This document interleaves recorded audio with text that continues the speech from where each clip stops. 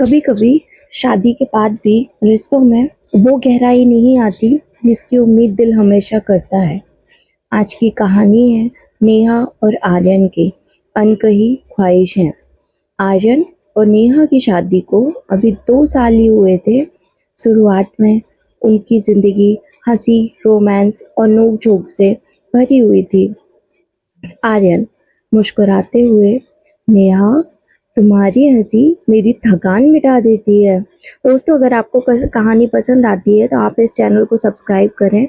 और ये original voice में आपको कहानी सुनने मिलती है, तो ओरिजिनल वॉइस की फील कुछ और ही होती है।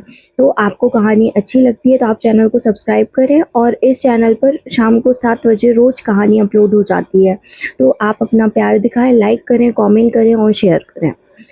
तो आर्यन मुस्कुराते हुए कहता है, नेहा, तुम्हारी हंसी मेरी थकान मिटा देती है। नेहा शरारत से जवाब देती हुई, तो फिर ज़्यादा हंसाया करो मुझे, काम में डूबे मत रहा करो। फिर दोनों साथ में हंस पड़ते हैं। समय बीता, आर्यन काम में ज़्यादा व्यस्त रहने लगा। नेहा को लगता था कि उसकी ख्वाहिशें कहीं अधूरी रह गईं। नेहा धीरे से, कभी लगता है आर्यन, तुम मुझे वो अटेंशन नहीं देते हो जो मैं चाहती हूँ। आर्यन हंसकर जवाब देता है, अरे पागल, ऐसा कुछ नहीं है, ऐसा मत सोचो, बस काम थोड़ा ज़्यादा हो गया है। आर्यन को लगा कि नेहा ने बस ऐसे ही कहा होगा, पर नेहा के दिल में खाली जगह थी जो भर नहीं पा रही थी। नेहा स्कूल जाती थी और उसके स्कूल में इसी टाइम पर एक नया म्यूज़िक टीचर आया जिसका नाम था विवेक। विवेक की बातें बहुत मीठी थी और उसका अंदाज दोस्ताना था। नेहा कहीं न कहीं उसे पसंद करने लगी थी। विवेक कहता है, मैडम, आपकी मुस्कान बहुत खूबसूरत है, ऐसे ही मुस्कुराती रहा कीजिए। विवेक कभी-कभी नेहा को छेड़ देता था और विवेक का तो नेचर ही था कि वो हर किसी के साथ ही मस्ती करता था। नेहा हंसते हुए, अरे आप भी ना। धीरे धीरे दोनों की दोस्ती और गहरी होने लगी। आर्यन ने नोटिस किया कि नेहा अब ज़्यादातर समय अपने फ़ोन के साथ बिताती है और जब वह हंसती है तो वो फ़ोन पर ही हंसती है। फिर आर्यन के मन में डाउट आने लगा। आर्यन ने एक रात नेहा से सवाल कर ही लिया। आर्यन गंभीर होकर के, नेहा, क्या तुम्हें लगता है कि मैं तुम्हें खुश नहीं रख पा रहा हूँ? नेहा खामोश थी।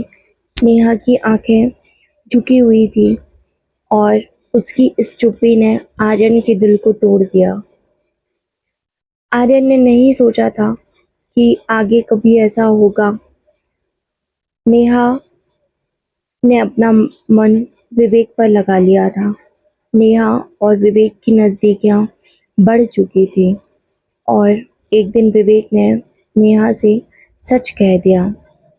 विवेक ने कहा, नेहा, मुझे लगता है कि तुम मुझसे प्यार करने लगी हो। ये सुनकर नेहा हैरान हो गई। उसे समझ में आया कि नहीं, ये प्यार नहीं, बस एक ख्वाहिश थी जिसे शायद मैं गलत समझ बैठी। नेहा बहुत परेशान हो गई। मतलब उसे समझ नहीं आया। पहले उसे लगा था कि बस सब अच्छा चल रहा है, बट जैसे ही विवेक ने उसे कहा तो उसे एहसास हुआ कि उसका दिल सिर्फ आर्यन का ही है। और उसने फिर आर्यन को सब कुछ बताने का निश्चय किया। जब वह घर आई तो उसने आर्यन को हर एक बात बताई। पहले गुस्सा, फिर दर्द और आखिर में आंसुओं के बीच आर्यन ने नेहा को कसकर गले लगा लिया। आर्यन टूटे हुए स्वर में बोला, नेहा, मुझे माफ़ कर दो, मैं तुम्हें वक्त नहीं दे पाया। मैं अक्सर अपने काम में बिज़ी था और मैं इस बीच में ये भूल गया कि शायद मुझे तुम्हारे साथ भी थोड़ा वक्त बिताना चाहिए। नेहा रोते हुए, नहीं आर्यन, मैंने ही गलती करी है। अब कभी मैं तुम्हें छोड़कर कहीं नहीं जाऊँगी। उस रात दोनों रोते-रोते सो गए और उनका रिश्ता जो शायद कमज़ोर हो रहा था, अब पहले से भी ज़्यादा मज़बूत हो गया है। लेकिन कहानी यहीं पर ख़त्म नहीं होती है। कुछ महीनों के बाद विवेक स्कूल छोड़कर चला गया। नेहा और आर्यन की ज़िंदगी वापस अच्छे से चलने लगी, लेकिन आज भी नेहा के फ़ोन पर कभी-कभी एक अनजान नंबर से मिस्ड कॉल आता है।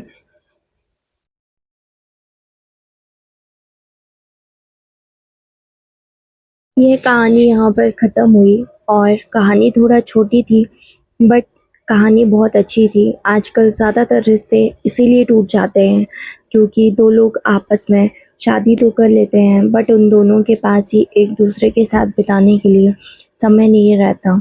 हस्बैंड ज़्यादा पैसे कमाने के चक्कर में वाइफ़ पर ध्यान नहीं दे पाते। जबकि वो करते सब अपनी वाइफ के लिए ही हैं कि उनको एक अच्छी लाइफ़स्टाइल दे सकें, उनके साथ बाहर घूमने जा सकें। इसके लिए वो ज़्यादा पैसे कमाने के चक्कर में अपना टाइम घर से बाहर बिताते हैं और ये सबसे बड़ा रीज़न है कि आज की डेट में डिवोर्स बढ़ते जा रहे हैं और शादियाँ निभाने के लिए कोई तैयार नहीं है। क्योंकि अगर आप टाइम नहीं दे पा रहे हो, तो आजकल फ़ोन की दुनिया इतनी ज़्यादा है, सोशल मीडिया पर हर कोई एक्टिव है। आपका क्या सोचना है आप कमेंट करके ज़रूर बताना, बट मुझे ऐसा लगता है कि गलत ये है कि अगर आपका कोई हस्बैंड आपको टाइम नहीं दे पा रहा है, तो आपको उससे टाइम के लिए उससे बात करनी चाहिए, उससे बोलना चाहिए, ना कि आपको उस टाइम पे कहीं और से अगर कोई आपको बात करने की कोशिश कर रहा है, तो आप अपना ध्यान कहीं और लगाएँ। ये गलत है, मतलब ऐसे में तो चीज़ें ख़राब हो जाएँगी। अगर चीज़ें अच्छी करना है, तो आपको बात करना चाहिए।